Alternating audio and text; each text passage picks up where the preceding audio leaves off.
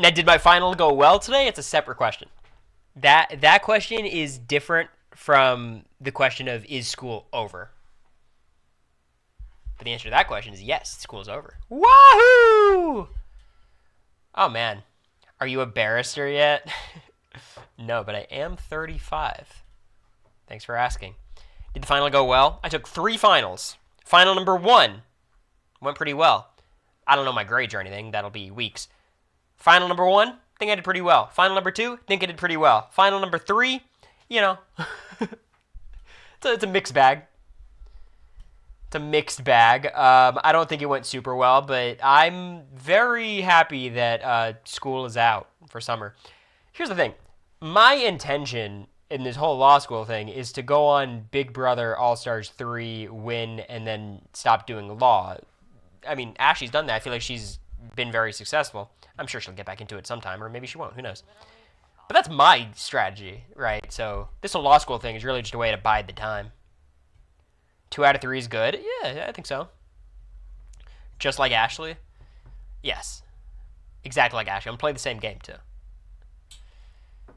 Let me thank some subs. A lot of subs today. I wonder how that works. I guess it's not being live for about 3 weeks. Tom, Indow, Katie, Cowboy, Rune, Heather, Kayla, Liz, Pillsbury, Jerry, Katie, Kenzie, Lexi, Will, Gina, Jane, Superfly, and Beth. Thank you, Indow. Thank you. A 10-stream streak? Sick. Coming back after that wild Reddit post? Okay. Let me lower my audio a little bit so it's less aggressive. So I'm sitting in... on campus. I'm in a classroom. What I try to do when I study is I go into school and I find an empty classroom and I just study. I find it a lot easier. If I'm here, I've got my computers and a TV, and America is like very good at like letting me study. But you understand, it's hard to study in this environment. So I'm just on Reddit between answering questions, giving myself a bit of a break, and then I see the post and I'm like, oh no, I'm cooked. No studying is getting done today. Here's what I'll say. Every final I took before the Reddit post went well. Every final I took after did not go as well. So that's concerning to me. I don't think there's a causation there necessarily. Correlation? That's just objective. I don't know what to say. I also have good news. To all of the people who prefer looking at me when I don't look stupid, that contingent of the fan base, I'm getting a haircut in a couple of weeks. So we're not going to have many more, Cory Panaro in the future. I am going to be back to streaming consistently. On this break, I'm going to try to stream 3 times a week minimum. It's going to be very difficult because we're traveling a ton. While I'm in Texas, we're leaving tomorrow to see America's family. I'm going to be streaming there at least a few times, which should be very manageable. Then we're going to come back here for 5 days. I'll try to stream then. Then we go to Florida for however many days. That'll be fun. And then New Year's in Boston and Providence with all the Big Brother people. I believe that's public, so that'll be fun. I'll try to do at least a stream with some of the Big Brother people when they pull up. And a very special Pound Town podcast, absolutely. The next thing on the Patreon will be Survivor. We recorded that 20 minutes ago. So episodes 2 and 3 of Kagayan will be uploaded today. And then a podcast between me and America, probably filmed in Texas. Because we're leaving tomorrow, so.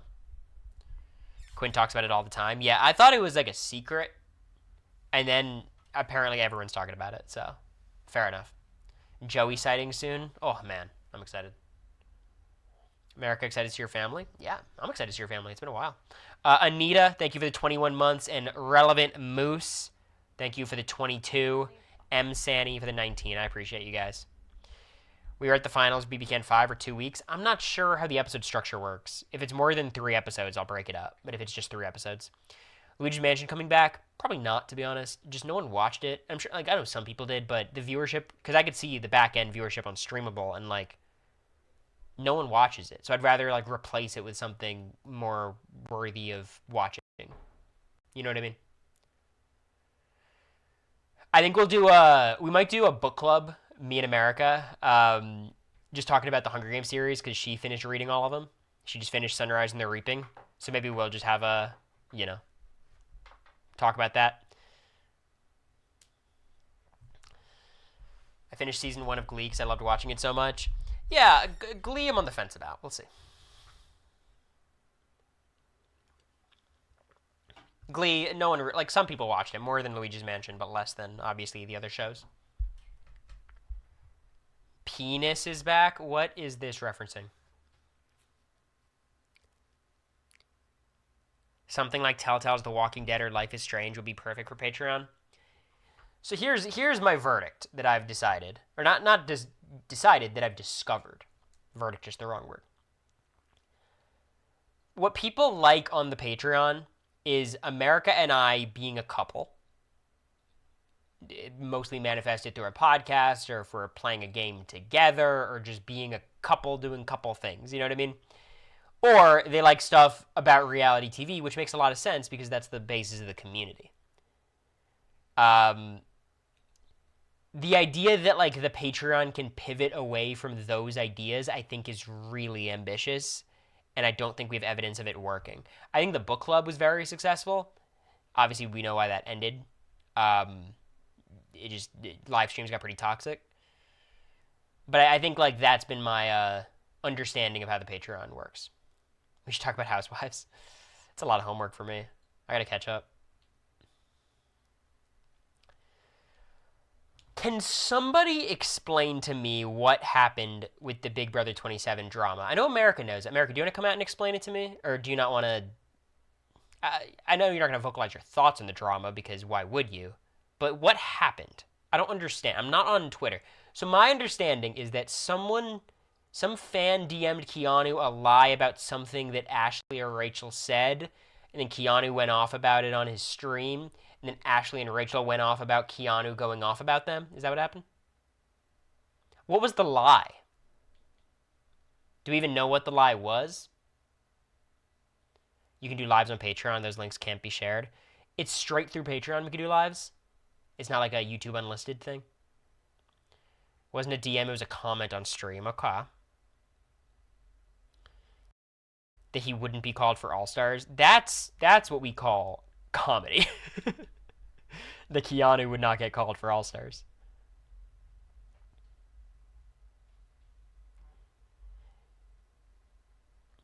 I don't think Rachel and Ashley are hunting for drama. Here's my read on the situation given what I know.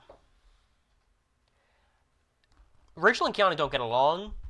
I haven't talked to either of them about it. Just that's the internet understanding of the situation. It seems accurate to me.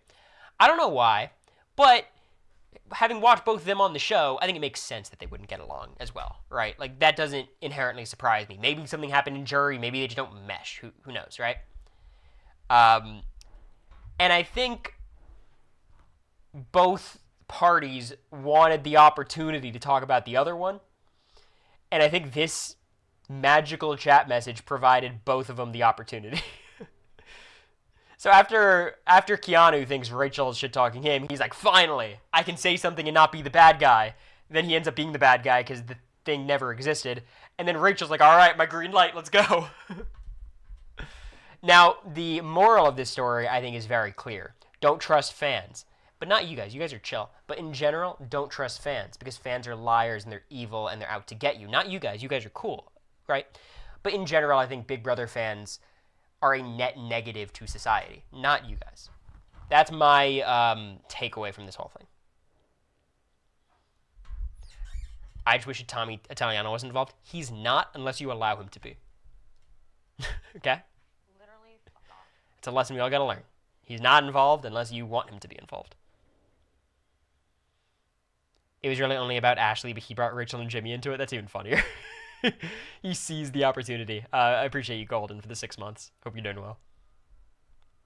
He also said Ashley didn't win. Morgan and Vince lost. I don't know. Here's the thing. I think if I won Big Brother, right, BB25 turns a different way, I end up winning, I do think I would be pretty defensive of my game years after the fact. I think right after the show, I would be very much like, who cares? Come on. I didn't, they lost, I won, money's mine anyways. Who cares? But I think like 2 years later, if I saw my game being shit on online, I would get pretty heated. Right? Like I don't really hold that against Ashley really being annoyed about that. Like if you fire a shot at someone, they get to respond back. Keanu thought that's what he was doing.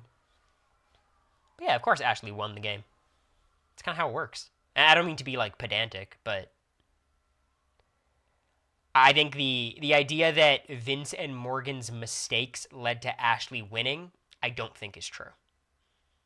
I don't think Morgan and Vince made a lot of mistakes throughout the game, so did Morgan. Ultimately, I don't think taking Ashley to the final three was a diabolical decision. I think Ashley did a good job to get herself into a position to be taken there. Then she popped off in the final three. Like, I really don't think Morgan lost the game by making any decision. Vince, you could argue, did it a few times, right? Maybe more than a few. But I don't think you can say, like, Morgan and Vince lost. They didn't really do anything wrong. They just kind of, in terms of the end game, them reaching the final two. Keanu also voted for Ashley over Vince. Yeah, he regrets that decision, I would imagine. Keanu then messaged Tommy Italiano and blamed it on a sick family member. I don't know about that story. That seems like a mess. People blame Vince for reading the directions wrong in part 2. Well, that's the truth of it. If Vince read the directions correctly, or the directions were more clear, which is my perspective, Morgan wins the season. That is just a fact. Maybe Vince cuts Morgan. That's a possibility, right? I would give that a 10 to 15% chance. It's not nothing. But that is what happened. That doesn't devalue Ashley's win. Like, it's not her fault part 2 is the most physical part 2 I've seen in years. The sick family member had him stressed. But maybe that's, like, I'm not going to hope his family member's doing all right. Any of the final 3 were deserving of winning? Yeah. I think this is the best final 3 we've had in years in terms of narrative, story. I think 3 of the 4 best players were in the final 3. The 4th is Rachel, so. Like, think about it. In BB26, I think Chelsea's obviously the best player, and then none of the rest really matters. People would say Cam's top 3. I don't really think so. But maybe. I mean, it's really hard to come up with names for BB26.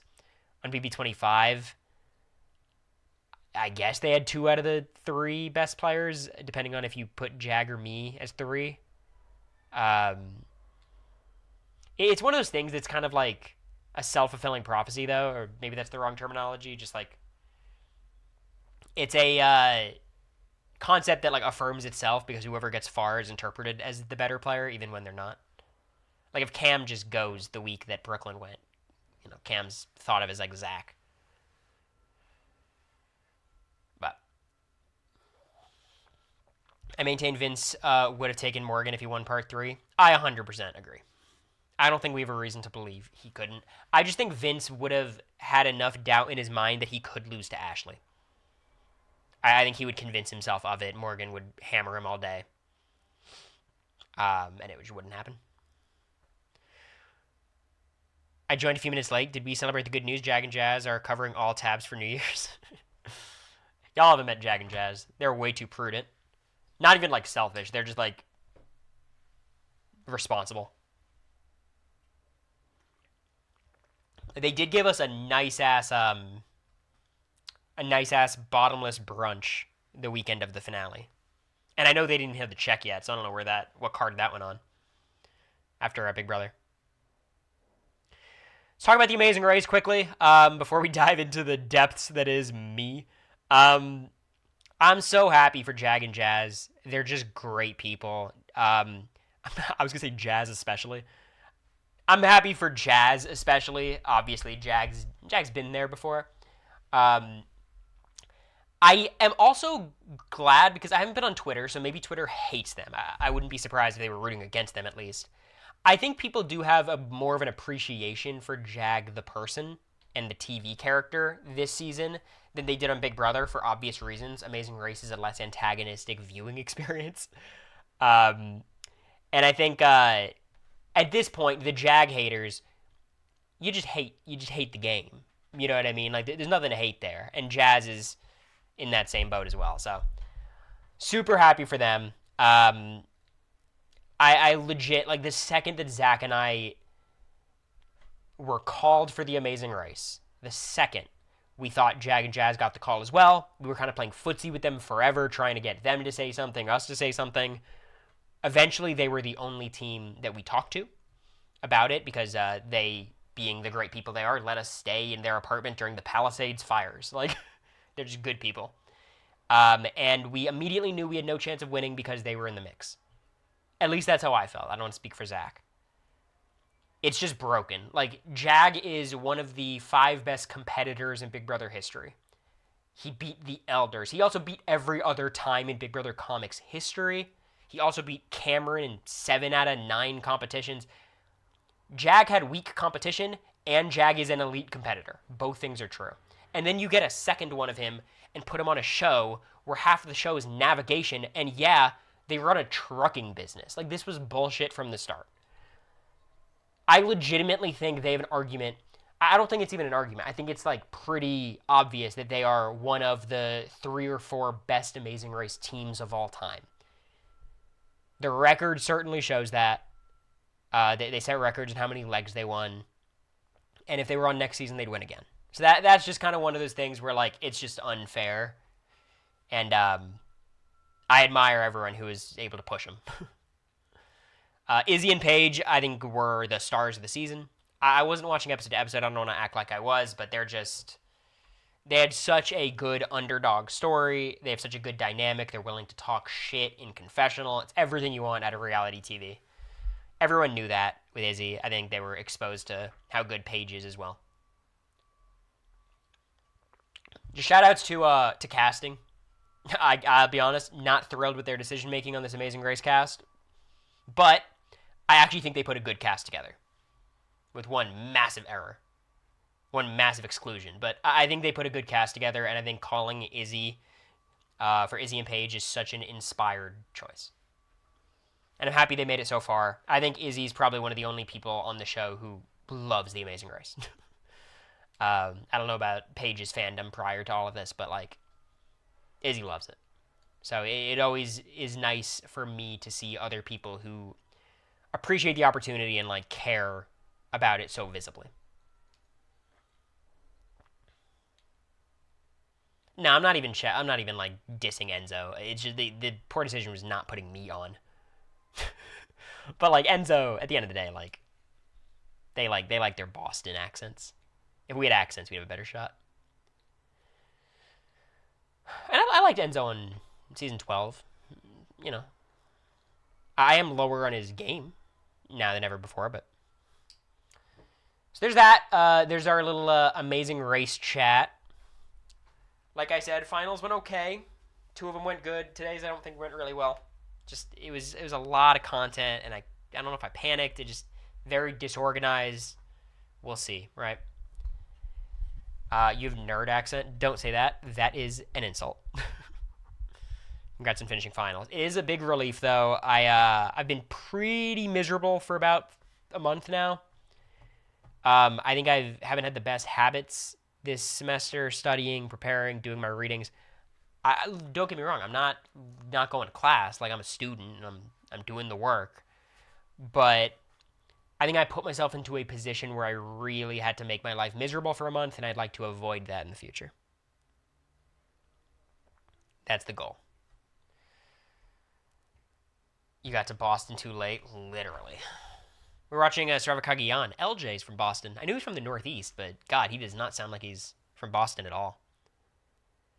First semester of grad school is the hardest. I mean, it's the same for law school. The first year is by far the toughest, which, you know, we're only halfway through that, but good so far. Don't they say the first year is the toughest? It really wasn't.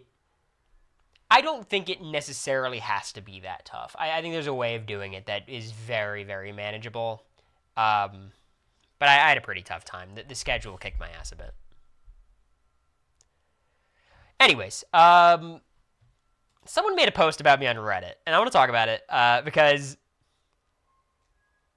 it's just interesting. Like the response, I think we've reached the point where I'm too heavily discussed for my relevance to the grand scheme of the Big Brother mythos. And as a result, people dislike me because there's a subset of like nerds that really like me. You know what I mean? I don't know if I'm overrated or now I've been so overrated that I'm somehow underrated. I kind of think I'm just rated at this stage. But let's read it. It's fun. I like talking about this stuff.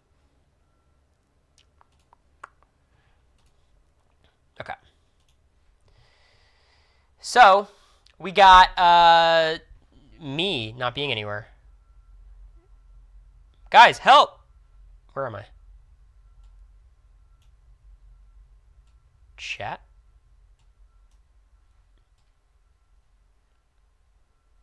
Why am... Oh, is it this webcam capture? One moment.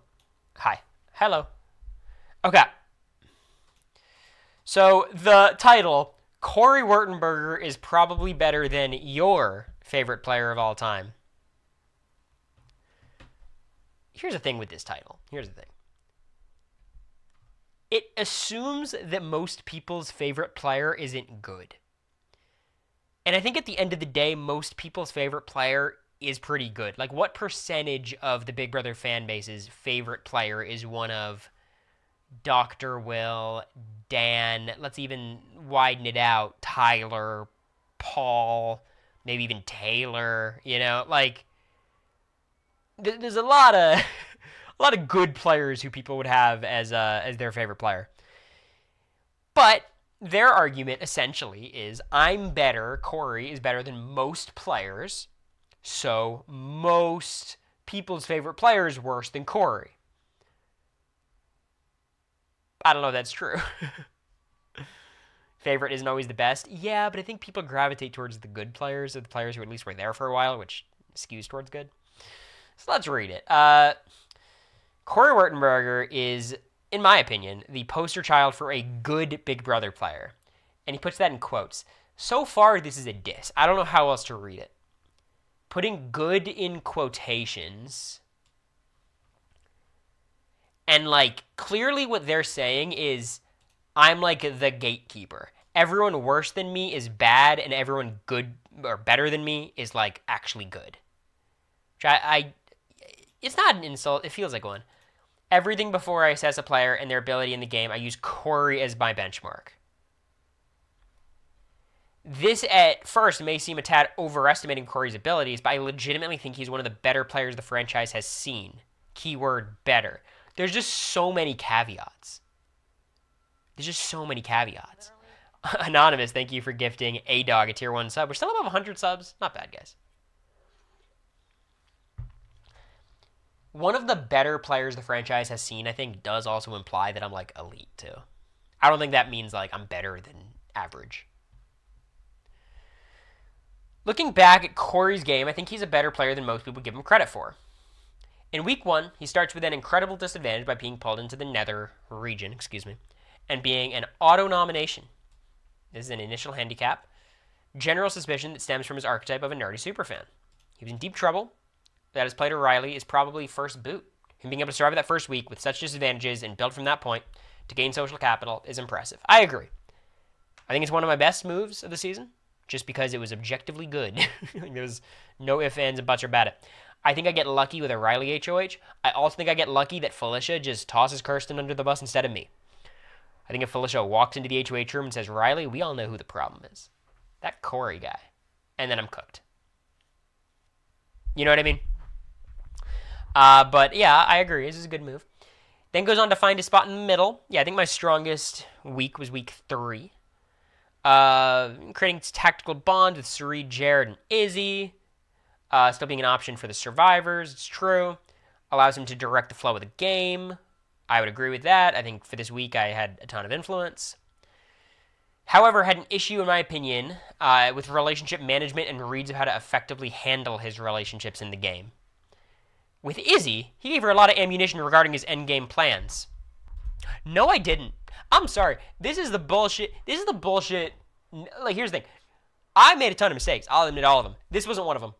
I didn't tell Izzy shit. You think I ever alluded to Izzy that we have to get rid of Suri?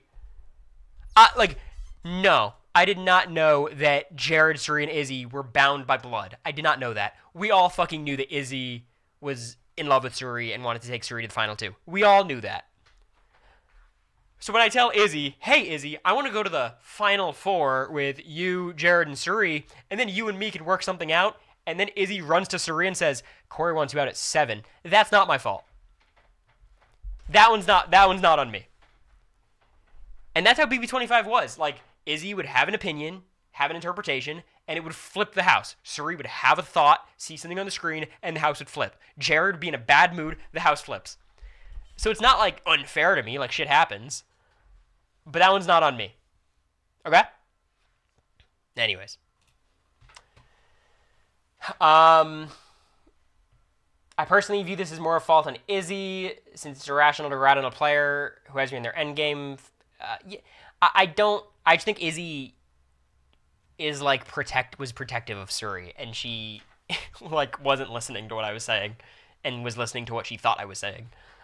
And maybe you could say I was implying that Suri's a threat, but no fucking shit. However, Cory should have been the one to see Izzy as a player irrational and her closeness with Suri. I feel like I was always talking up Suri to Izzy. With Jared, I don't blame him. I agree that one felt out of my hands. With America, he simply either gave her too much information when he knew she couldn't hold water, or he didn't give her enough info and she had to play in the dark. America, you might want to stop looking at stream for a second, because this is going to sound like I'm dissing you, and it's not. I don't think this is a problem of Cory mismanaging America.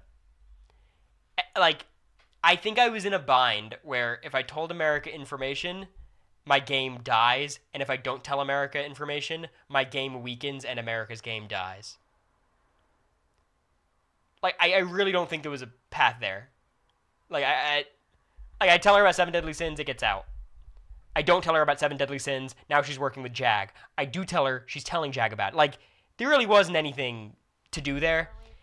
I think the argument is maybe I just say fuck it, let's vote out America. I think that's a terrible move with the players left in the house. Fully committing to America gets me on the block the next week. I think you could definitely say that I should have advocated more for America with Suri, Izzy, and Jared, but it's just hard to do that while simultaneously having America try to, rightfully for her game, form a counter coalition.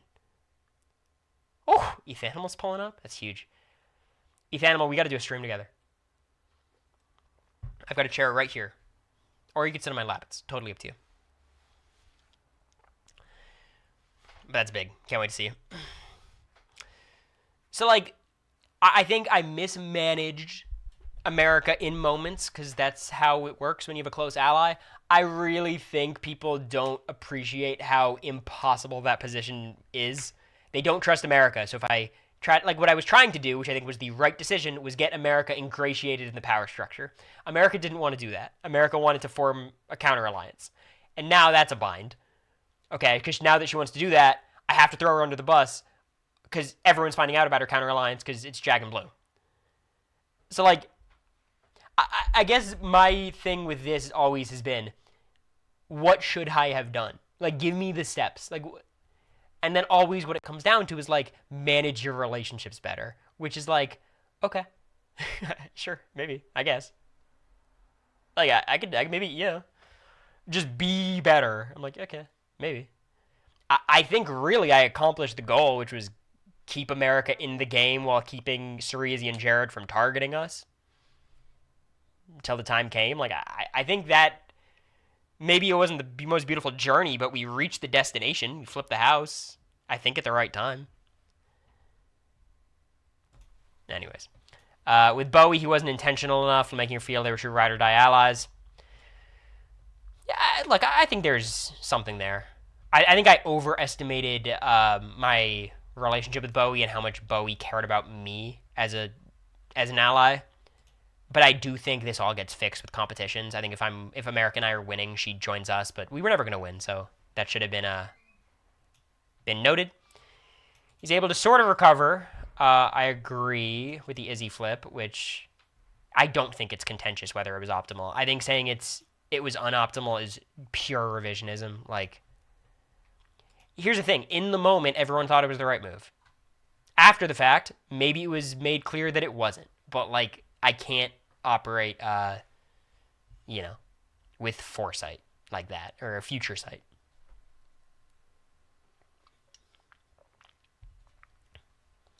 However, Cory's able to sort of recover beyond the Izzy flip. Cory does arguably become complacent. I mean, again, I think it was more me gassing out than being complacent, but I just have to ask, like, what? Here's the question. After Zombie Week, what is the play? What is the optimal strategy for Cory to win the game? Try to put yourself back to that time. Don't just say buddy up to Jag because he's going to win everything. What did everyone think was the correct move for Cory? Comp out. Okay, that's an option.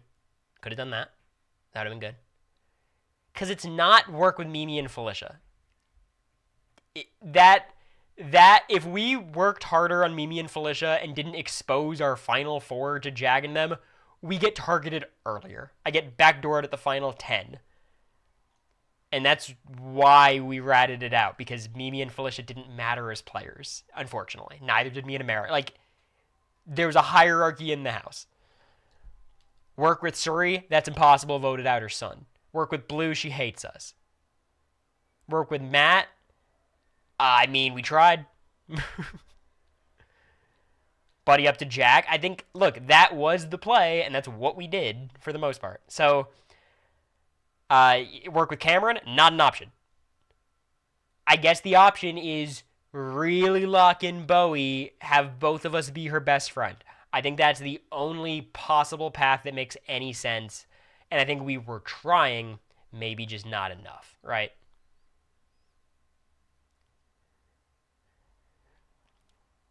Save Jag with the power in week 4. I mean, I would have had to keep the power to save America, I think. So it's just like, yeah, Cory really didn't play optimally. It's like there was no optimal play. There was just nothing. Which I find very comforting in retrospect, because what the fuck was what was there to do? I don't think there was much. However, still has key relationship with Matt and Jag. That's true. Matt liked me quite a bit. At least in the early jury phase. It flips very quickly, but in the early phase. And Jag was always in my corner for the most part. The Blue Suri Felicia thing, I don't know what Felicia's problem with me was. Frankly, that one always, to this day, I don't know what went wrong there. I get, like, we weren't super close, but why she was always on my ass is weird. I guess it all comes down to the Heisem vote, which obviously was the right move for me. Suri and Blue, we know the story there. Even during his boot week, he wasn't the initial target. I think he has good skills. He's able to maneuver through difficult spots, wield a social capital. Yep, I agree. Thank you. Very kind. Zombie week was a tough break for me, but obviously I got too complacent. And then kind of the conclusion is he's a top 65 player of all time. He being me. Okay. I think that's about right. I think I'm anywhere between 55 and 95. You know what I mean? There's 350 players. I think I'm in the top 1/4 of players, I think, pretty confidently. Now, here's, I think, what I want everyone to consider. I'm going to do some sports analogies here. So, Katie, leave. Come back in 5 minutes. We'll be done. Kevin Durant. You guys heard of him? America, you know Kevin. Yes, skinny arms. How good of a player do you think Kevin Durant is? How many players in Big Brother basketball history are better than Kevin Durant? Like 100. 100, okay. So she does not know Kevin Durant. Kevin Durant is a top 10 player. I think a lot of people would argue that until they start making the top 10 and they realize there's too many top 10 players. We've got 15 top 10 guys. And then you realize he's probably like 13 or 14. Maybe if you value certain things, he's 12. I say that to say... Wait, question. Yeah. Is Cliff above or below Kevin Durant? Cliff's not close. Cliff is really good, though. Cliff Robinson. We're watching Kagyan. Curry better be there. I think Curry is 11th in my ranking. 11th or 10th. It's him and Shaq for me. I'll go down my NBA list. Maybe I'll do that on the Patreon. My top 10 of all time.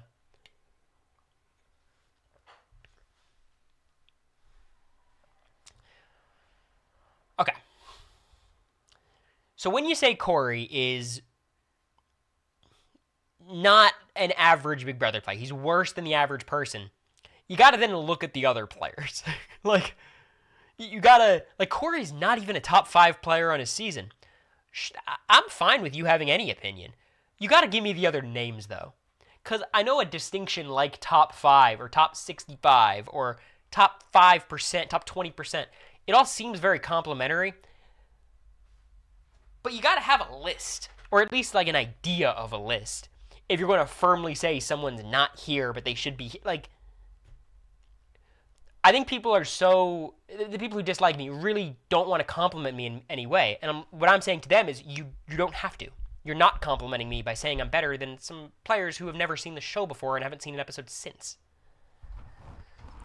So I think that's where a lot of the animosity from this post came from, is people saying Cory wasn't even good. Is he better? Literally. Maybe better than some. That's possible. Thank you, Brianna. Jerry, you saying 85% of players are bad is interesting. There's a comment that I want to talk about in regards to that. So let's keep going. You're the same as James Harden. Elaborate. Speak to that. Speak to that, Father. How am I the same as James Harden? Anonymous, thank you for the 10 gifted subs. You like the James Harden comp? That really did it for you? This is huge, Anonymous. Because we gotta... I don't deserve the 10 subs. I'm now a monthly streamer. Here's your monthly stream, guys. But I still do appreciate it. I'm gonna consider this my finals gift. So, thank you for that, Anonymous. I'll thank you in like two more minutes too, free of charge. Jag gifting 10 subs. More likely to be Jazz. I feel like Jazz is the one who's more likely to like. You know what? Fuck it. One Lamborghini. Literally, fuck off. I would say you're more a Luca. Don't say that. Not after last night. James is an excellent player, but unreliable. What? He's like an excellent player until it becomes the big moments. Like me flipping the vote on Izzy is like him averaging 40 for that like 5-month stretch. Where's Kobe on your list? He's probably like 6 or 7. I'm not low on Kobe like a lot of children, frankly. I think his like efficiency metrics are a product of the era, but I don't think acting like he's third because he's the closest thing to Jordan is just delusional. But I think he's like the 7th best player. I mean, it depends if you're counting Wilt and Russell, which I usually do. But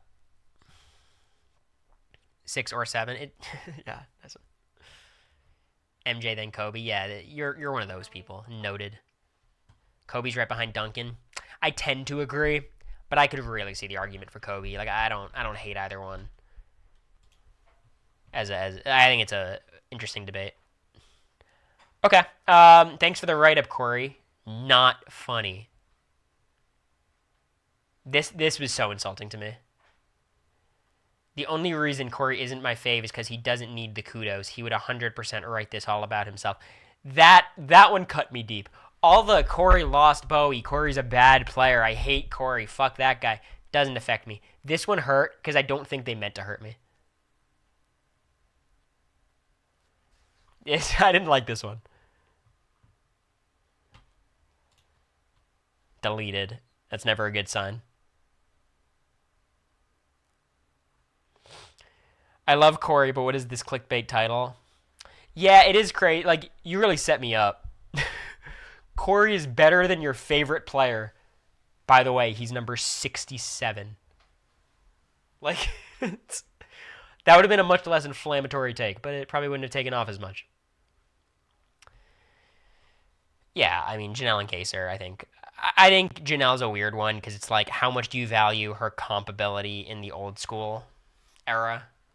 Because that was like literally a superpower of hers that got her close to winning a few seasons, but her game in All Stars was just kind of terrible front to back, and her game in six was like better, but not great. I don't. Who knows if she even wins in a final too.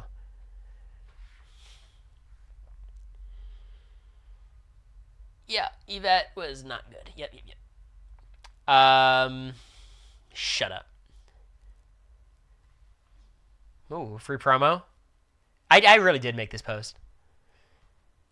I was ready for a really funny shit post until I tapped read more and realized this was serious. Meta shit post. Why does okay, let's just talk about this one. Why does a post about me being good, why would you think it's a shit post? I'm going to assume it's because the very exact phrasing of the title, not the premise that I'm good. Do you think your game might have been longer if you didn't flip the Izzy vote? I think it's almost exactly the same length. I think in retrospect, I have more win equity because I had 0 win equity in the version that happened because of comps. But I think I'm more than likely to get 7th, 8th, or 9th. 6th is probably my peak. Because you have to, here's the thing, you're really assuming I'm like sweeping Izzy in comps, sweeping Jared in comps. I think in those later game comps, I would have an edge over both of them. Call me crazy, I believe it. But I wouldn't be consistently beating them. Like, if they targeted me 2 weeks in a row, they'd evict me. You know? But yeah. Average player at best. Lost his individuality after the showmance, but I think he would have happily chose his relationship with America over being called a great player. I would now, but I wouldn't then. So I don't know how to react to that. But again, when you say average, what do you mean? Can I be a nerd for a second? Is that okay? Average is such a particular word with a mathematical definition behind it. We all know what the average is. I believe in actual arithmetic, it's the highest value minus the lowest value divided by 2, correct? That's the average. The mean would be every number added and then divided by the number of elements. But when you say average, really what most people mean is 50% above, 50% below. Do you believe that? Do you believe that? If you do, okay. I don't think you mean that. I think you just mean average as a pejorative. Anyways. Yeah, and then this happened. Cory's probably a bit overrated, but he's easily an above average player. Yeah, I think I agree with that. I think overrated is just like, how do you rate me? I think the proper rating of me is, yeah, he'd probably be the 3rd best player in most seasons. Name a season where I'm not. Any All-Star season, maybe 23 is close. 23, I might be 4th or 5th. 17, I might be 3rd or 4th or 5th. Like, you know. That is Roku City. I would consider someone like Derek X an average player. I don't believe Cory had a better game than him. I do. I believe it. I believe it. I believe I had a better game than Derek X. Who would win more seasons out of 100? Derek X. I think I had a better game. Let's start a real beef. Someone go into Derek X's chat. Say Cory thinks you're better. Also, he was going against the cookout. So, you know, I feel like I had a lot of adversity. I think a season with the cookout is tough for me. I don't know if I'm able to insulate myself. I think it would be tough for me to work my way in there. But me and Big D could probably be quite a power duo. Someone make the DX vs. Cory post? Nah, y'all are setting me up. People love Derek X. Rightfully so. He's awesome. But don't do... Whoever... Mods ban that person. Do not do a Cory vs. Derek X post. Absolutely not. Now, Derek X, knowing how to play Big Brother from day one, might be a good player. He might have more tools than me. But just based on the games we had... I think I have the edge. I think I just had more to do, frankly. We're doing a big D simulation. I haven't been thinking about it.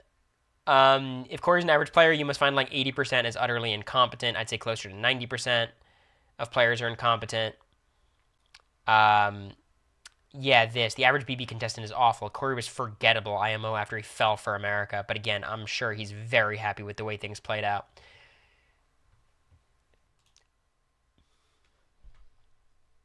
I kind of wanted to win, guys. Honestly, I think I could have had both. Nowadays, obviously, I'm happy with how it played out, of course. But I don't think me saying anything else is gonna help. So this is a really interesting quote to me. I low-key dislike the most people are so bad at Big Brother argument because it's too negative. If they're above the 50 percentile for a player, then they aren't bad. It's just a difficult game and people make errors. I think this is an important point because I think Big Brother players have a reputation of being really bad at social strategy games. Now, I think because of how Big Brother casts its show, there are more bad players than a show like Survivor. If you just took the Survivor castaways and put them in the Big Brother house, I think you'd have a higher level of competency because one values fandom more than the other. And fandom means game knowledge. Game knowledge means you're probably a more cerebral, nerdy type of person, which means you just know how to do this shit. But the viewing experience of Big Brother is tailored to making players look like shit. It's not because of the edit. It's not because production wants that. You just get to see everything. You get to see everyone make stupid mistakes. Instead of seeing Zach have one bad conversation with Drea or Tori, it would be 3 days of all of us knowing that Zach is going out and Zach not knowing it, and then seeing Zach have these conversations with Romeo where he thinks he knows what's happening when he really doesn't. It just looks worse even though it's the same thing. If it was Survivor, all you would see of my boot week is Cory's there. Cory is the target. Cory doesn't know it. Cory was blindsided. Wow. Cory really got too comfortable. Instead of, how is Cory talking to Blue of all people? He's not, he thinks Bowie is with him. That's just how Big Brother works. So I do think, like, the perception of the average Big Brother player, that player is better than people think because the game is a lot harder than people think. I thought the game would be really hard. I did not anticipate coming off as such a clown in certain conversations. But you can't help it. Like, you have so many of them. And you only have so much information. And the viewers have all the information. So. Are you planning to read Taryn's book? Yeah, I'm sure. I'm really... There's been a lot of shit going on, but I'd love to. He went along with the comp beast, even though Jag and Matt were going to dominate every time over Cory in America instead of the two old people and Izzy. Jared couldn't win a comp either. He had a better chance going with that side. Bikini Girl? Damn. I'm really on the fence between I respect your opinion and go fuck yourself. Which one should I go with? Should we do a poll? Should we do a poll on this one? It's just like, do we neglect the part of the story where I don't get to then, like, if I go with Suri and them, I lose America, which there's no one else to work with. I run out of people really quickly. Like, that was always the concern with going with Suri and Jared. I don't have anybody. By making the affirmative move, I keep America, which is valuable, and I get people like Jag and Matt temporarily, and ideally Mimi and Bowie for a long time, like Cameron I'm flipping with all of a sudden. The prudent social strategic move was to flip. Knowing that it's all a comp run after the fact, like, where are my odds better? Me and America trying to eke out one HOH when, like, there's 4 quizzes? Or me trying to just comp out against people who are, like, equal to me in comps. Look, I'm better than Suri and Felicia. Everyone else is a toss-up. I can't beat Blue consistently, Mimi consistently. I could beat him any competition, but, like, in a row? I don't think so. Jared won, like, 4 comps. Yeah, I've always been super anti, like, Jared was handed all his comps. Like, First of all, y'all, if you guys like Jared, you would love him convincing Matt to give him the veto. That's a sick move. To protect his mom from going on the block, that was dope. Him winning the wall, he got the best position. I'm sorry. The fact that Jared won the wall is kind of crazy. And then what was his other one? The quiz. He won a knockout comp. Like, what the fuck do you want him to do? I only beat Suri because Suri buzzed in wrong. Jared's not a bad competitor. He's bad at some things. I think those endgame comps he would have been bad at, but he was good at a lot of stuff.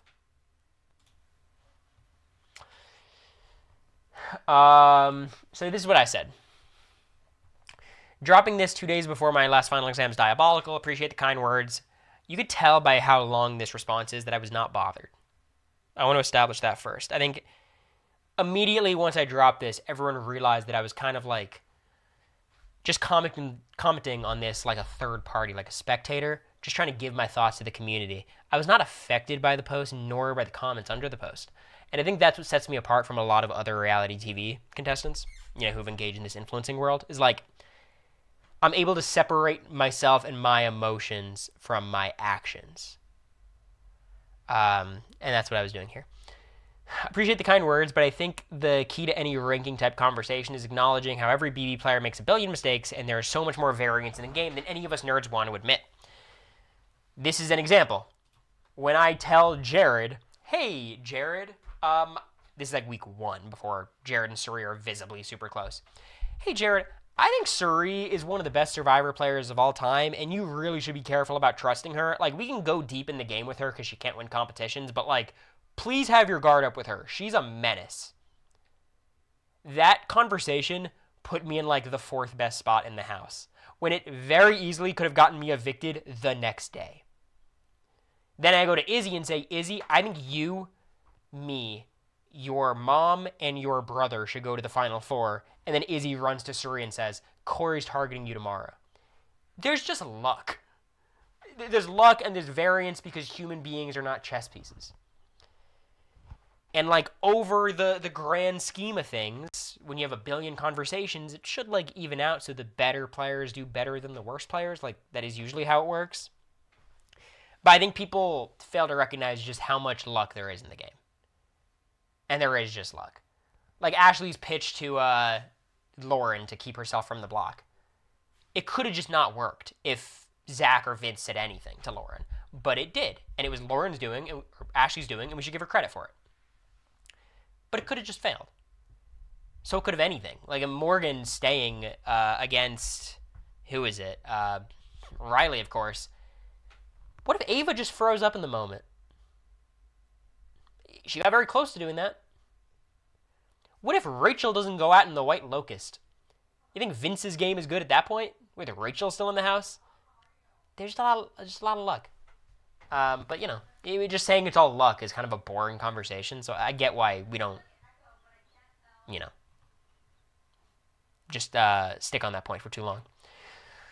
I said people who acclaim players like Vince, for example, are bad may have a decent argument, but they're basically admitting that 80 to 90% of players are bad. I think Vince is easily a top 1/3 player in Big Brother. I mean, he was the 4th best player in his season of 17 people. Most of the legendary Survivor players would fall into the same boat if you had 24/7 feeds. We already talked about that. I said, so am I good? I don't know. But most people are really bad. Again, it's just like the framing. I kind of disagree with this, what I wrote after reading that comment. I said there was this post about the top 10 women to ever play the game. And that list, by the way, was created by the same person. I didn't even realize. That list had players like Ashley, players like Morgan was right on the list, players like Chelsea was like number 1, and there was a lot of names there that people were like, this person's not top 10. And then America and I literally were in the bedroom talking about it. I'm like, who is top 10? Like, they left out Casey, which I thought was a glaring omission. Casey's really good. She just is, whether you like it or not. But when you try to come up with the 10 best women to play Big Brother, there's just not that many answers because, like, every player has a stain of being bad. Every single one. So. And it's not just women, obviously. It's everyone. Franzel's top 10? Yeah, for sure. I mean, come on. She's top 2, and she's not 2 in my mind. Also, whoever said I was dumb for thinking this is my sticking point. I'm sorry. This is a right opinion. I don't even need to read it. I just have this argument hardwired into my brain because people tried to bully me off of the live feed updates for it. Bullying is strong. Sorry, that was a jag moment. Here's my argument. This is about the vote where Vince had to choose between sending Riley and Morgan home. The highlight of BB27. I'm very happy he chose to send Riley home. I am not saying that it is obvious that he should have kept Riley. It's not my argument. My argument is it was a very tough call, and both arguments are more than viable. I believe to this day, the better play in the moment, and I said this at the time, was to keep Riley. Which seems crazy. I mean, like, Vince and Morgan were so tight. They're like a final two, and Morgan won all the... First of all, they were very close at the time. They were like each other's number one. I think that's fair to say. Vince was a bit more split, but, you know, they were close. But Morgan hadn't shown any comp prowess. Like, she was being clowned online for losing everything, right? She would go on her comp run after. So we didn't know how big of an asset Morgan was going to be. Second, by keeping Morgan in the house, Rachel's position skyrockets. Ashley's position skyrockets. Morgan's position goes from evicted, skyrockets. Morgan's running the game now. Kind of. You know what I mean. Whereas, you vote Morgan out, Rachel ain't got shit anymore. Fuck does Ashley have? You're riding with your crew of Riley and Keanu and Catherine, and yes, they all like Riley more than you. I just don't think Riley could have capitalized on it. He's a terrible player, and terrible players do terrible things that lose themselves the game. I heard Zach was this genius social maneuver, and everyone loved him. He was going to march to the end, evicted week 5. Riley is running a cult. He has all these allies, evicted week 6. Bad players find ways to get evicted. I'm not saying I'm great, but like, if you really don't understand the show, you don't know how the veto works, you're just not going to make it far. And yeah, you could win comps, twists can help. Like, there's ways Riley could have won. It's not impossible. I just think the idea that Riley was going to move forward with Catherine and Lauren through Catherine, and then Keanu and Kelly over here, and even still, Vince would be the best player on that side. He's very connected across that side through his connection to Keanu, which would still exist, his connection to Lauren, that would still exist. He's still decently fine with Riley and Catherine at that stage. And here's the crazy thing, the judges would still need him. And that's always my sticking point. It's like, just because you vote against your alliance still needs you because they don't have anyone else. You being the swing vote who went the other way, you still remain the swing vote next week. You win an HOH, you could then target Riley if you want. Like, I just think it was the wrong call, but it was very close. There's a lot of reasons to keep Morgan. It's one of his closest allies. Riley did seem to be amassing a lot of power. Morgan was a good in for him with some people who were targeting Vince. Like, what frustrates me about that opinion, because I said that opinion on my Life Feed Update with Taryn, not as eloquently, maybe, or not as fleshed out of an argument as I'm saying now, but Taryn shut it down because Taryn had a very strong perspective on the other side. And then people were like, damn, Cory really doesn't watch the feeds. He has such a bad read on the house. I just think it's a difference of perspective. I think it was a fine move. I think it would have been better. But I don't know. Maybe it wouldn't. There's a chance Lauren could have beat Vince in a vote, though, with something like Ava Kelly Cat. I mean, you're worried about Vince's final 2 scenarios with Lauren. Like, I think leaving all the judges in the jury is a lot worse in my head for Vince. Also, what's bad for Vince is flipping on all of his allies. That's what really had Keanu turn on him momentarily. He got him back. Yeah, putting up Rachel week 7 I think is a good play too, but he got lucky with the White Locust. I think he has more win equity if he keeps Riley. I just think he would be entering the endgame with so many bad players. Keanu's the best competitor, and Keanu loves Vince. Lauren's one of the best competitors. Lauren loves Vince. Vince is one of the best competitors. Vince loves Vince. And Riley, maybe he would have won stuff. I don't think Riley is comping out in the end. He doesn't seem like he'd be a player who'd be really good at comps. The one thing he won was total bullshit. Like, why would we believe that Riley was going to comp out? Maybe he could have. I don't know. But usually you want to be like a smart person who has some level of athletic ability. I think Vince would be better at Riley than at all the endgame comps. Vince loves Vince is debatable. I don't think so. I don't think Vince dislikes himself. I think it's hard being in there. So this is just saying Riley's a cult leader. I disagree, but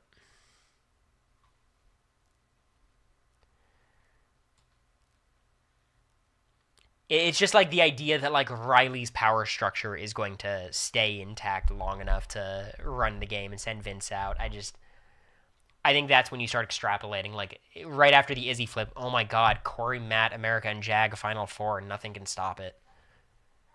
1 week's a long time. 2 weeks is a really long time. 3 weeks, it's a whole different house. Like, I just like his odds with worse players left.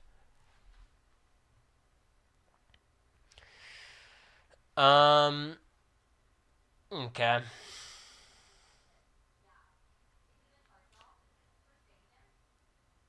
Yeah, I mean, the main argument for keeping Morgan is like a ride or die for Vince, and that's very valuable in the house. I think that is the best argument I would agree with. I was shocked some picks like Taylor, Ashley, and Tiffany would be controversial. I think Taylor probably misses the top 10 for me by just a bit. She's probably like 11 or 12. Like, I don't think she's far from that conversation. I think Ashley squeaks in at like 10. If I'm saying Ashley's like the 16th best winner, 17th best winner, 18th, like she's like a mid-tier winner, I think that gets her into the top 10 players. But it's close.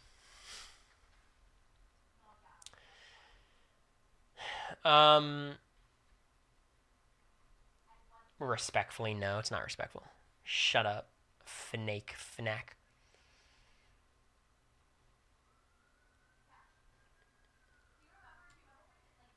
625 independently simulated versions of BB27. I think Matt and Jag win like half of them, just with the comps. Matt because that house was really good for him, and Jag because Jag. This season really brought to the forefront how highly people hold Taryn's opinions. If you disagree with him, a lot of people weirdly take offense. I mean, look, this is not Taryn's fault. Like, most people don't watch the feeds. And I'll be honest, unless I'm actively doing an update that week, I won't watch the feeds as much that week. So, like, most people's only understanding of what's happening in the house is, like, Twitter clips, which exist less because of no playback, and Taryn's updates. So everyone's brain is made up of Taryn's analysis, Taryn's update, Taryn's opinions. So when you deviate from Taryn's opinions, they don't have the content to support your argument. They only have Taryn's perspective. So, like, obviously anyone who disagrees with Taryn seems ridiculous because all the evidence supports what Taryn's saying, but that's because Taryn's evidence is Taryn's perspective and Taryn's, read on the house. I think that's how it works. It's friend of the stream, Ander. Oh, what's up, Ander? You're out of your goddamn mind if you think I'm reading all of that.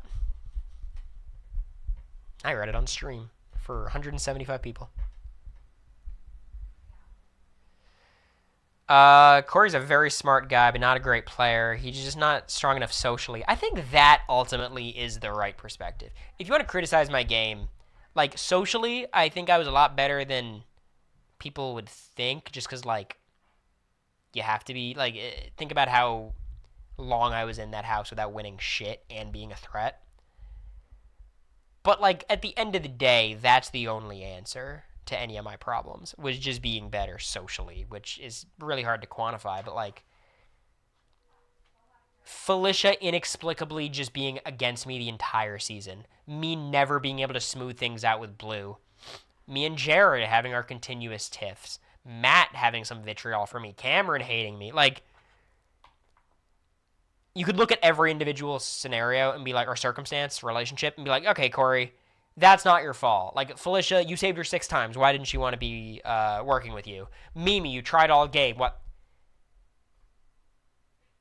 At the end of the day, like, why did no one trust me and everyone trusted Matt? Part of it was I was more strategically assertive, for sure. I was doing more out in front. But part of it is just like, I'm not particularly amicable. I'm a little bit abrasive. I say a little bit too much sometimes. I'm not going to, you know, and that I think makes me better casting than I am a player. So I think this is like the argument I actually can get behind. It's like, maybe if I'm just better socially, Blue's fine. Like, Blue gets over the Jared thing. Felicia gets over it. Mimi wants to work with me if she just likes me more, has more of a connection with me. None of it matters because of comps at the end of the day, but like, that I think is fine. His handling of America in the game was terrible. I just can't get behind that. Throwing her under the bus was like, first of all, it wasn't even strategy sometimes. It was just like self-preservation. Like, I was trying, like, my plan for the first few weeks was, let's get America into the power structure. And then America, and I would tell her exactly what not to tell people, and then she would tell them that, and then it would get back to me. Like, at a certain point, like, I don't care about America's game. I care about my game. So that was part of it. My final two was Jared until I realized that was not viable. They say this, you have to either throw her under the bus completely or fully commit to being a duo with her and actually keep her secrets. I just kept her secrets. Like, does any it makes me so mad because they showed that fucking conversation in the episodes. Me telling Jared that America is going to target Suri, Izzy, and Jared down the line. They had already heard from Blue and Jag and the DR. I'm in a corner. If I say she's not targeting them, that's also a disaster. I can't read their minds when they're willing to consider working with America and when they're not. It all felt like a trap. Like, you think I was the first source to tell them this? Like America goes to Jag and is like, Jared's a problem. America goes to Blue. I think Izzy and Suri are running the game. It's like, when they're all getting this information from other sources, and I'm supposed to be like their main guy, their source to the other side, what the fuck do I do? I just think it's so much easier to criticize the move and the decisions rather than like recognize and appreciate the circumstances that made that decision. But so there was this one guy being a dick. He practically sent America into death traps when Jared was HOH. Like, I feel like I was a huge reason why she wasn't nominated weeks 3 and 5. Like, the main reason. Not to take credit away from America. You could say America working on me socially is what did that, but it was like not wanting to burn me was why they didn't put up America. You know what I mean? Week 3, it was like active work. Week 5 was like just circumstances of how the house was laid out. I don't know. It just makes me so frustrated.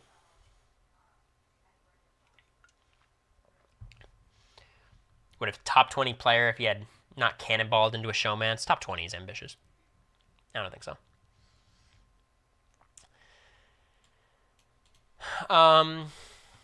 Not outing Brown Sugar Bibs to Mimi, I think most people would understand the circumstances there. But even when I did out it to her, she didn't care. So that was kind of rough. Sure. I disagree. Yeah, this probably wasn't helpful. These are the kind of things that, like, as a player, I'm like, I probably wouldn't have done this. April Lewis washes him. It's fucked up. Not even the best Cory to play. I think I'm better than Cory Brooks. That's another hot take.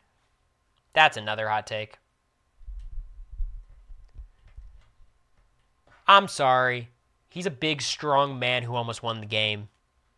Unimpressed. I was rooting for Cory, though. I liked him. You think this person hasn't seen the deep dive? Come on. I don't think we've ever had more confirmation that a deep dive has been watched. Oh, shit.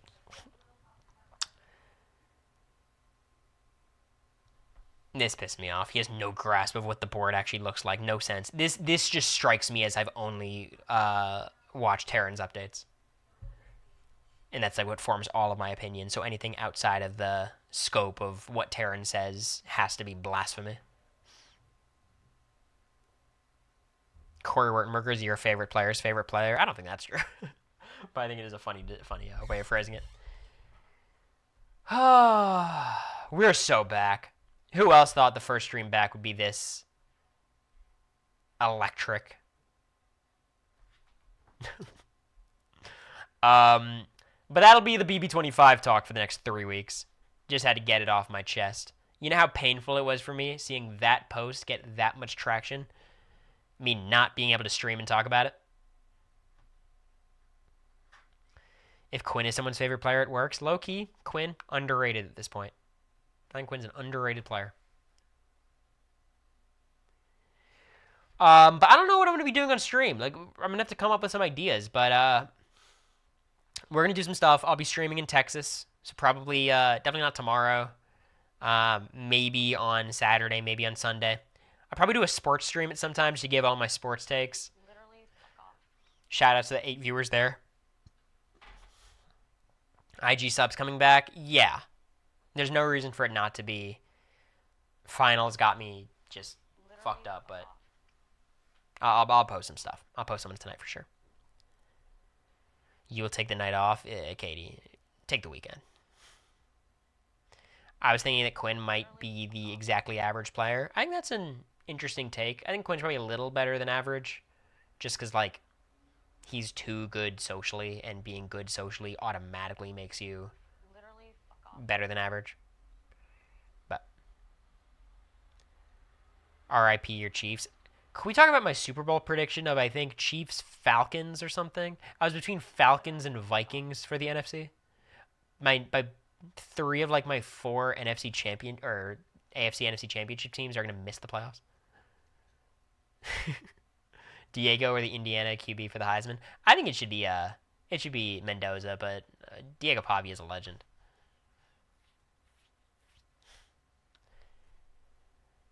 Diego Pavia is sick. And we poached a 5-star recruit from Georgia next year. So Vanderbilt has a competent coach. We're gonna have a top flight quarterback. It's gonna be competent. Thoughts on Wicked 2? I thought the music was significantly worse, but the acting was a lot better, and I enjoyed it more than Wicked 1. I think Ariana Grande's performance in Wicked 1 was kind of ass. I think in Wicked 2, she was like the highlight.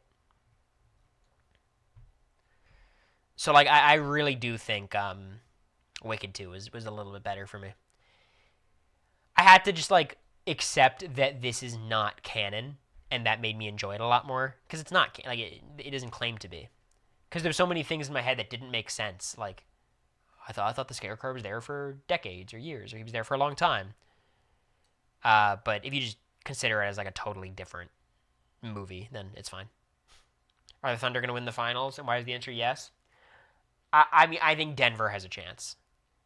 Currently, I think it's Thunder is like 70% to win the title over the field, which is unbelievable. And then I think Denver, Houston take up the other like 20, 30%. I genuinely don't think there's a team in the East. Okay, actually, here's my NBA title pie, the pie chart. Thunder, 70%. They're so fucking good. Nuggets, I think, are the next best team. I give them like 15%. Rockets, I'm going to give 5%. I think the Rockets are legit. They actually pose some problems to the Thunder. They clearly can compete with Denver. I'm going to give 5%. This is going to be a bold take. I'm going to give 5% to the Celtics. The Knicks, I'm sorry. The Knicks could easily come out of the East. They do not have a fucking shot against any of these Western Conference top-tier teams. The Thunder's offense versus Cat and Brunson, are you kidding me? Defending Jokic with Cat. When the Timberwolves beat them, they had Gobert. Like, here's the one team Thunder lost to. I think Portland, right? They're scrappy. I just think the Celtics, with their system, Tatum coming back, a lot of good role players now, Kata's looking good. Like, they're a team that has, like, championship pedigree. If Tatum comes back and looks good, Brown's taking a leap, Derek White can improve. Like, I think they are the only team in the East that I think can compete with the Thunder. And I think they would be heavy, heavy underdogs, and I would pick the Thunder. But I think the Celtics, out of any team in the East, has the best chance to win the title. I think the Knicks probably have the best chance of just winning the conference because the Celtics are such a question mark. And I'm a certified Cavs hater. I think the Cavs are just regular season merchants. Cooper or Kahn for Rookie of the Year. I think it's going to end up being Cooper, but I think Kahn's been better to start. I mean, he's just like genuinely. I mean, if he was being paid like just his value, he'd be making like $25 million as a rookie. Good defender who's like the best shooter in the league, movement shooter as well. Like he's insane. Pistons just don't have the roster. I like Cade a lot, but I just think they're too young. They're too young, and they just don't have the pieces. Jaden Ivey and Cade are like good pieces to build around. It's just like I don't think Asar's there yet. I don't even think Cade's there yet to lead a championship team. Where do we think Giannis ends up? I don't think he ends up anywhere in the trade window. I think it's going to be in the summer, and I think the most likely option is probably I think it's probably the Hawks. The Hawks or the Magic, I think, are the two that I think are most likely. The Magic, I think, maybe try to get rid of Paolo, because that would actually be somewhat valuable for the Bucks. And the Hawks would do something with Trey. Derek Queen's been awesome. Yeah, my dad went to Maryland, if you guys don't know. Derek Queen, he's just, unfortunately, he's the kind of player that, like, is just not that good. Like, he's too short to be a center. He's too bad of a shooter to space the floor. He's not a good enough defender to defend. Like, but he's awesome. He's a great scorer. And putting him on the same team as Zion is just so funny. Like, but I like Derek Queen a lot. Watch your mouth. Yeah, you're 3-18 Pelicans. Cup winner predictions. I'm gonna go with Oklahoma City Thunder. But low key, here's my power rankings of the West. Okay. Oklahoma City Thunder in a tier of their own. It's not close. Then I go. The Nuggets, Rockets, and Spurs are all that second tier. They're all good. Maybe third tier. Like maybe there's a tier between the Thunder and them. But the Spurs are legit. Oh my God, they're good. Their young players are so good, and I think people forgot how good De'Aaron Fox was. That year where the Kings were the 3 seed, went to Game 7 with the Warriors, like, De'Aaron Fox, he's legitimately good, and they have all the young guards who are playing really well, and they have depth, and they're adding the best defensive player in the history of the league, who also averages 25. If Wemby could stay healthy, like, I think they could actually present real problems for the Thunder. Because, like, they have a 7'4" guy who shoots 35% from 3, who attacks the rim more than ever, and is the best defender in the league, and they have the speed and athleticism to contend with OKC. Like, I think they have more of a shot than anyone. Lakers are just like, their roster is just kind of fundamentally broken. I do think it's actually LeBron's fault. Not because he's playing poorly. Like yesterday, I thought he was the best player on the Lakers by quite a bit. But, like, his contract is just too big for the redundancy that he is. Like, he just takes up too much space in the roster. And, like, it's not his... Like, he's doing fine. Austin's been worse in these recent games. Luka, we're going to have a real fundamental conversation about if Nico Harrison has some insight that we don't, because Luka Doncic just doesn't fucking get back on defense. It's so embarrassing to watch. Like, I can accept him being bad on defense. That's fine. He's actually, I think, better than people think, just man-to-man. But, like, they're just whining to the refs is so frustrating to watch, and I think it just deflates a team. LeBron being a liability is just because of the cap and circumstance. Like, he is, I think, still a top 20 player in the league. I think he could get back to about the 10th best player as he was last year.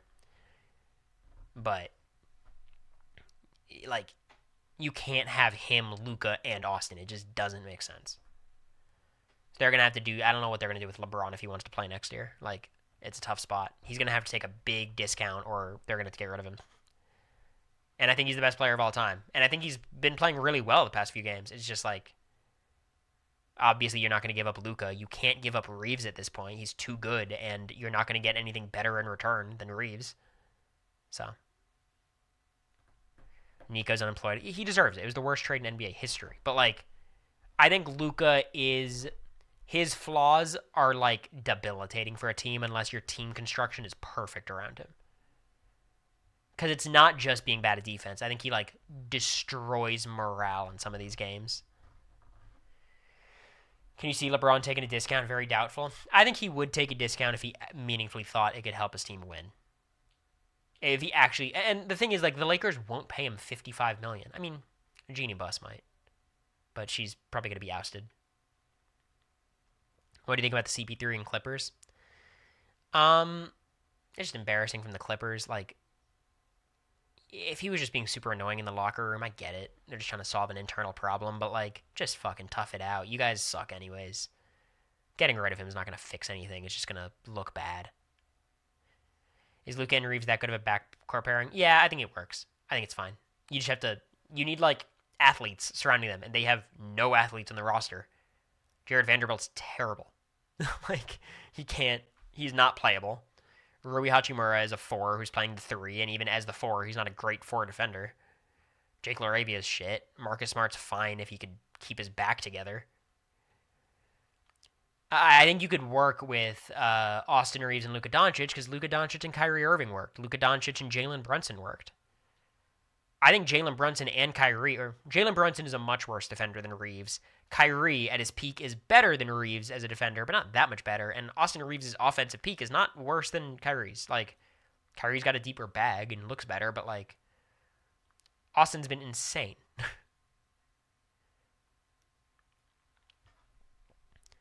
LeBron is the third option. I mean, LeBron accepts that. Like, it's not... I think it's just depending on the matchup. Like, LeBron, people want him to be, like, a super... selfish guy who always wants the ball in his hands. You just haven't watched basketball if you think that's what he wants. Like, he's always been, like, a great off-ball player, relocator, screener. He's now a great spot-up shooter. Like, LeBron can fit whatever. Like, LeBron is straight up the best defensive player in the Lakers starting roster, and that's a huge problem. He is better than Rui. He is better than Luka and Austin, and he's better than Ayton. Ayton, by the way, has been pretty good. I'll give him that. But that's more of a testament to the roster than, like, wow, LeBron's a great defender at this stage in his career. So. Any final questions before I bid you guys adieu? I didn't expect this to be a whole little Sports Center talking head moment.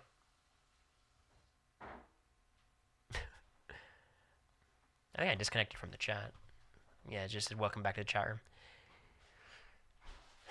Or chat's died. Don't like my LeBron takes. It's fine. I understand. Did Quinn inspire the hair growth? My, what's the word? Negligence is not the right word. Oh, I'm scarred. Fuck you, Torts. What's the word for just, like, ambivalence, maybe? Apathy. Apathy's the word. NFL playoff predictions. Ooh, I'll save that for another day. But right now, I think I like the Rams or the Seahawks to win it all. I think the Bills. I think people sleep on the Bills. Like, they've looked terrible, and there's no reason to respect them except for the fact that they have, in my opinion, one of the 5 best playoff quarterbacks on their team. I still think Mahomes is better, but Allen's straight up a demon in the playoffs. The Dolphins, honestly, I'm glad Mike McDaniel's keeping his job. He's not the problem. How about we have, like, not the worst defense in the league? That'd be good. Ready to run through the airport tomorrow to catch your flight? Don't say that when America's in the kitchen and can hear me. Burrow. I don't blame Burrow. If I was in Cincinnati, I'd want to leave. He does have to be careful what he says because he was, like, the one complaining to his organization that they need to sign T. Higgins and Jamar Chase, which is really why the roster can't be good. But the Bengals are so cheap, and, like, you should advocate for your guys as the leader of the offense. So I don't hate it that much, but he definitely advocated for this shit roster construction.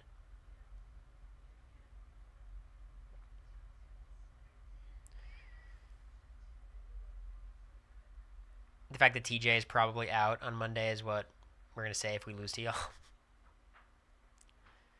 you going to Texas and Florida? Yeah, Texas, then back here, then Florida, then back here for New Year's.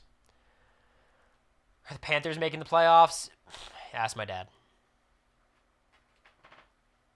They could hear that. America, right now, is Giannis going to be a Knick? Bro, can they see the reflection? Do it again? No. America just flashed me. Nah, you can't actually see anything. Yeah, okay. Anyways, she didn't flash me. I forgot my dad's watching. It's so funny hearing the questions because I went live like a week ago and I was like, oh, I'm going to Texas next week, and they're like, wait, who's going to Texas? Are you going to Texas? Is Cory going with you to Texas? I mean, you did insinuate that you broke up with me online. No, when You removed Cory's Oh, yeah. girlfriend from your TikTok bio. How else are they supposed to take that? We've already discussed this. Let me say, by the way, just because we broke up doesn't mean we can't get back together. Yes. Stop. Okay. You know what's funny is, like, America was saying, like, I don't want to take it out of my bio because people are going to be so annoying about it. And I literally told her, I'm like, America, there cannot be consequences to you changing your Instagram bio. We have that is the point of no return. When your TikTok and Instagram bio become like, I'm bound to the fans. I can't change them. Don't say that to me, Dad. That's such a weird thing to say to your son in chat. What do you say?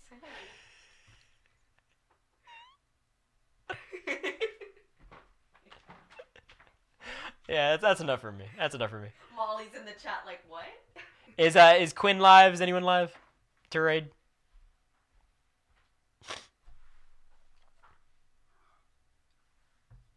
Any friends? No, doesn't seem like it. Tragic. All right. Appreciate you guys. I'll stream in a couple days.